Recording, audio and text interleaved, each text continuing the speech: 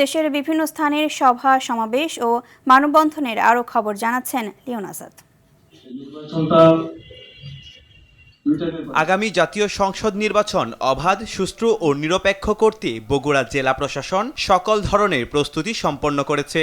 ইতোমধ্যেই ভোট গ্রহণ কর্মকর্তাদের প্রশিক্ষণ প্রায় সমাপ্তির পথে রয়েছে। দুর্গম চরাঞ্চলে সুষ্ঠুভাবে ভোট গ্রহণ করতে বেশ কিছু বাড়তি নিরাপত্তা ব্যবস্থা গ্রহণ করা হয়েছে। গোপালগঞ্জের সার্বিক আইন শৃঙ্খলা নিয়ন্ত্রণ রাখতে ৮ প্লাটুন বিজিবি মোতায়েন করা হয়েছে। সম্প্রতি জেলা সদরের বিভিন্ন স্থানে কয়েকটি ককটেল নিক্ষেপের ঘটনা ঘটায় জনমনে ব্যাপক ভীতির সঞ্চার হয়। এরই প্রেক্ষিতে বিজিবি টিম গোপালগঞ্জে এসে পৌঁছায়। ত্রয়োদশ জাতীয় সংসদ নির্বাচনকে সামনে রেখে অর্পিত দায়িত্ব পালনে যশোর ৪৯ বিজিবি ব্যাটালিয়ন সম্পূর্ণরূপে প্রস্তুত। নির্বাচনকালীন দায়িত্ব পালনে সরকার ও নির্বাচন কমিশনের সকল নির্দেশনা যশোর ব্যাটালিয়ন ৩টি জেলার ১৬টি উপজেলার ১১টি সংসদীয় আসনে ৩০.৭ প্লাটুন বিজিবি মোতায়েন করেছে।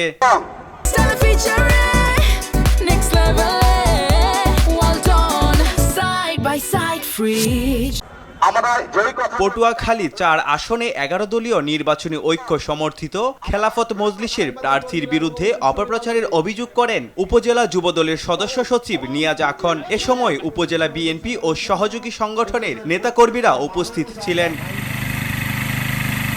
নির্বাচনকে সামনে রেখে মৌলভীবাজার জেলায় আইন শৃঙ্খলা পরিস্থিতি স্বাভাবিক রাখতে মাঠে নেমেছে বিজিবি। জেলার বিভিন্ন গুরুত্বপূর্ণ এলাকায় বেস ক্যাম্প স্থাপন করে টহল কার্যক্রম জোরদার করেছে বাহিনীটি।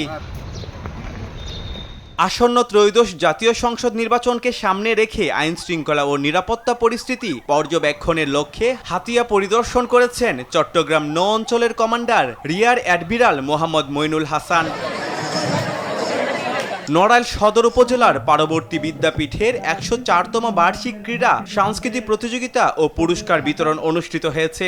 ২ দিন ব্যাপী এ প্রতিযোগিতায় বিভিন্ন শ্রেণীর শিক্ষার্থীদের পুরস্কার প্রদান করা হয়।